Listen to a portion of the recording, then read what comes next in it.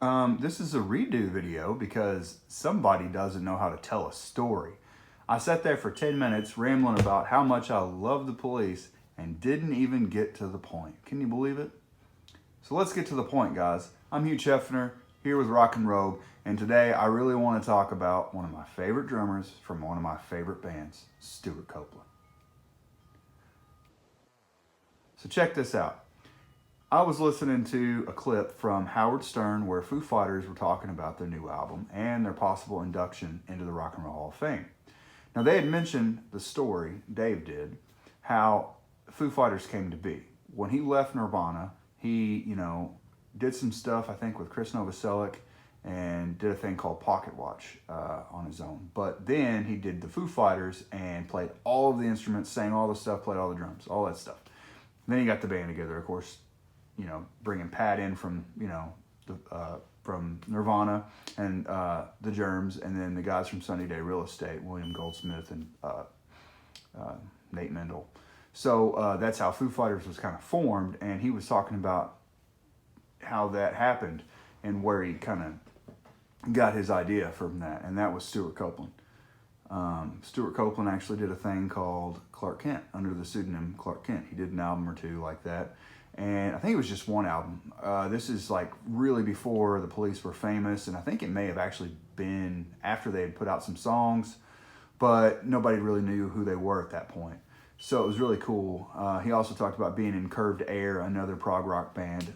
This was kind of like some really crazy cool stuff. Like it's Kiss-esque and like Bowie-esque, so it's right up my alley. I had to go look it up when David mentioned it. And so that got me thinking this is a great segue into this, because I did Foo Fighters last time with their new album, Midnight Medicine, and today I'm going to talk a little bit about Stewart Copeland and the Police. Now, I did happen to buy the new, or not new, it's newer, I think it came out actually a couple years ago. This box set was put together with all of, and it's really cool, it's in a hard case. So, oops, almost dropped it there. But as you can see, it comes with this really nice ribbon to help you pull everything out so there's no damage. You're not sinking your fingernails into the paper. They all come in sleeves. They look just like the sleeves were whenever they were actual, vinyls and that. So it's kind of cool. Now they're matte finish. They're, flat. And it comes with an extra disc called Flexible Strategies with Unreleased Songs. Haven't listened to that one yet. Always got to save something to savor, right? But it's really cool because I actually have Synchronicity on vinyl, and other than the fact that, the disc is matte and the vinyl is actually shiny, it's pretty much exactly the same how it was originally printed. It's pretty cool. I mean, it's worth checking out. The only difference I can see is maybe some of the back art is a little choppy. It's a little different. The colors are different and that, but yeah, it's pretty cool. So check it out if you are a big Police fan. But like I said, the reason I kind of had this idea was because they were talking about who should induct the Foo Fighters into the Hall of Fame. And, they were joking around, shooting the shit, talking about how, Stewart Copeland kind of gave Dave Grohl that idea to do it in the first place. So it would be really cool to have him induct them. And then, of course, Pat chimes in and says, I think it should be your mom, dude. So it's kind of like both of them maybe should do it, because I'm in full agreement with Pat. That's a great idea. And Dave even said, you know what, Pat, you're always right. But, to get off the Foo Fighters here for a minute, let's talk about Stewart Copeland. He's one of my favorite drummers because of the Foo Fighters. Dave and Taylor, both being drummers in the same band, have a lot of stuff to talk about. And they bring to the table all these bands like Queen and Led Zeppelin and stuff like that. But one that I picked up on very early on, back when I was in high school, college years, about a decade or so ago, was Stewart Copeland. And he's such a phenomenal drummer. When he left the Police after they put out Synchronicity in 1983, he became like a composer of like hardcore stuff, like real music, like writing on paper. Now, Sting, he went and had, commercial hits as usual. Not sure what Andy did. I don't remember.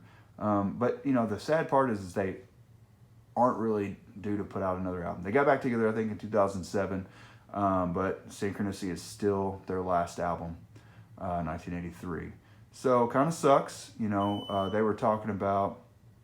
I watched an interview with Stewart Copeland, and he was talking about, you know, the Clark Kent stuff and how they did all that under the radar because they had to kind of hide their faces. They wore masks and face paint on stage. There's a video out there, you should look it up on YouTube. But he was talking about how they kind of paid their dues, even though people kind of didn't view them as another punk band, which they're not really a punk band, but they are kind of a punk band, so it's kind of one of those things. But he said that it was really hard for them to work together on albums, which is why they're not currently putting out albums, and they stopped in '83, which kind of sucks because they're really good at what they do. But you know, Stewart Copeland, he put some logic behind it. He said, look, we're all hard-headed, all three of us, he, Andy, and Sting, but Sting and the Police, just, it ain't about that. And to me, honestly, I don't even view it as Sting and the Police. I view it as Stewart Copeland, Andy Summers, and Sting. Not to discount Sting or even put Andy in second place, but I'm a drummer, so Stewart comes first in my book. Andy's an amazing guitarist, and Sting, everybody knows who he is. He gets too much credit, so I am allowed to do that. It is my humble opinion to say it that way. However, he also, Stewart Copeland, almost did a stint in the Doors. They were talking about getting them back together. I don't know what they did. I just know they jammed out. There may just be rumors out there or something. But Stewart Copeland's a really killer musician. He's a really great guy. Any interview that I've seen, it's always very interesting. He's very otherworldly. He's very well-read. And as I said, he's a composer. So one of the things that did get me interested in Stewart Copeland and the Police was Foo Fighters. I mean, Dave and Taylor were talking about. I'll never forget the time that I was watching this behind-the-scenes documentary. Foo Fighters and Taylor was wearing these short shorts, and he said, "These are my Copeland shorts." And I was like, "What the hell is he talking about?" But then I slowly realized he's talking about Stewart Copeland of the Police, and I really delved deep into his drumming. His style is totally different than a lot of other rock drummers, especially at that time. They did, you know, the reggae stuff, and he had a lot of the rim shot stuff, and, you know, the hi-hat, you know, really busy hi-hat stuff, and all these roto-toms and octobons and, you know, Zeal bell cymbals and tiny cymbals. And, like, you know, everybody else had, like, these big double bass kits. Like, you know, they wanted that Bonham sound. And then in the 80s, it was, like, even like Kiss. These guys back here, you know, when Pete left, Eric Carr came in and had this huge kit on a big riser, 2 bass drums, all these toms all around him, huge cymbals, like, you know, 22, 24-inch cymbals. And, you know, Stewart Copeland's still got like 12s, 14, 16-inch cymbals, and they're like real, like, you know, the attack is fast and they're bright and splashy. And, you know, that's one of the coolest things is listening to his music or the Police's music and Stewart Copeland's drumming and how it differs from everybody else that was kind of going on in that time. Even the punk stuff that they kind of get steamrolled into was real fast and heavy and crunchy, and, you know, the drums aren't tuned right, and they're just, you know, heads are laid on there, and so it's a very different style than you were used to hearing on the radio. But they had such great pop hits, and I don't neglect to call them that because that's what they are. They're a pop band. They're very popular. They were like the Beatles of the 80s, really, in some sense. And I know there was a lot of bands in the 80s.